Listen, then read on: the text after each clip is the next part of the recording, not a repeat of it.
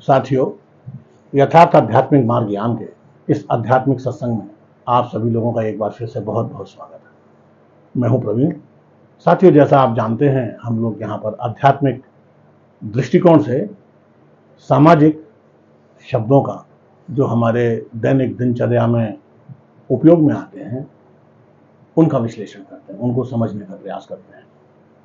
साथियों, एक शब्द है जिससे आप सभी फैमिलियर हैं।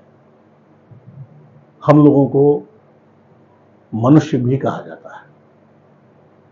जितने भी जीव हैं इस संसार में, उन सबको उत्पन्न करने वाला भगवान ही है, खुदा है। वो अकाल पुरुष है, वाहेगुरु, वो गॉड है। उसकी नजर में हम सब जीव हैं। जीव जो जिंदा है वो जीव, और जो जिंदा नहीं वो मृत। अब जीव जिंदा क्यों होता है? क्योंकि उसके अंदर आत्मा होती है।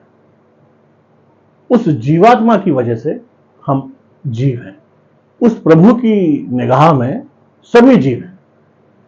जंतु, दो पैर वाले, चार पैर वाले, उड़ने वाले, पेड़ पौधे, सभी उसके लिए जीव हैं, क्योंकि उन सब में आत्मा होती है, प्राणवायु होती है। वो सब उसी के अंश है। तो उसके दृष्टिकोण से देखेंगे तो हम लोगों में कोई अंतर नहीं। उसकी निगाह में दो पैर वाले या चार पैर वाले बराबर है। उसकी सृष्टि को यदि कोई नष्ट करता है तो वो उस पाप का भागीदारी है, उसका फल उसे भोगना पड़ेगा। किसी वजह से करता है, लेकिन कर्म का फल तो भोगना ही पड़ता है। तो आज हम इस पर चर्चा करते हैं कि मनुष्य हम लोग कहे जाते हैं।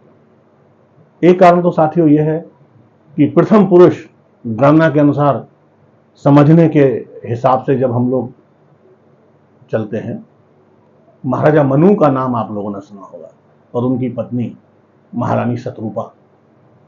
हम लोग सब उन्हीं के वंशज हैं, उन्हीं के ही अंश हैं, वहीं से ही उत्पन्न हुए हैं। तो महाराजा मनु हमारे पूर्वज हैं। महाराजा मनु हमारे पूर्वज हैं। क्योंकि हम महाराजा मनु से उत्पन्न हैं, महाराजा मनु से उत्पन्न होने के कारण हम महाराजा मनु के अंश हैं। तो मनु के अंश होने की वजह से हम लोगों को मनुष्य कहा जाता है। साथियों, दूसरा कारण एक और है, मन।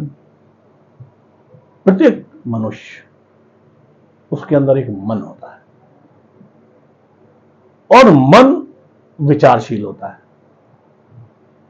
जो भी मन की वजह से ही हम जो भी कार्य करते हैं, मन का उसमें सबसे बड़ा रोल होता है। मन इंद्रियों पे कंट्रोल करता है, और इंद्रियों की वजह से हमारा शरीर एक्शन लेता है। फिर बुद्धि, विवेक फिर और विस्तृत हो जाएगा, वो अपन आगे चर्चा करेंगे। तो जैसी आशा वैसी वासा, जग का यही तमाशा। अंतकाल में जो भी मनुष्य के मन में विचार होता है, जो भी मनुष्य के अंदर वो सोच रहा होता है, उसके मन, उसके मस्तिष्क में जो भी आकृति होती है, वही उसका अगला जन्म होता है। तो मन का अंश भी जीवन का एक कारण है। क्योंकि मन के अंश की वजह से हम उत्पन्न होते हैं, उस कारण की वजह से, इसलिए भी हम मनुष्य कहलाते हैं। तो मन का अंश और महाराजा मनु का अंश, ये दो कारण हैं जिसकी वजह से हम लोग मनुष्य कहलाते हैं।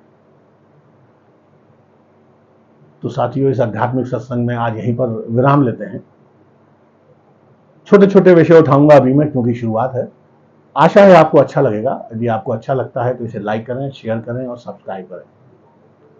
आज यहीं पर विश्राम लेते हैं। कल फिर आपसे इस सत्संग में मुलाकात होगी। लेकिन एक बात और मैं कहना चाहता हूं, मेरा उद्देश्य यह है कि इस रास्ते पर चलकर आप सही उस रास्ते को चुन लें, यथार्थ मार्ग, आध्यात्मिक मार्ग को चुन लें, जिस पर चलकर ईश्वर की प्राप्ति होती है।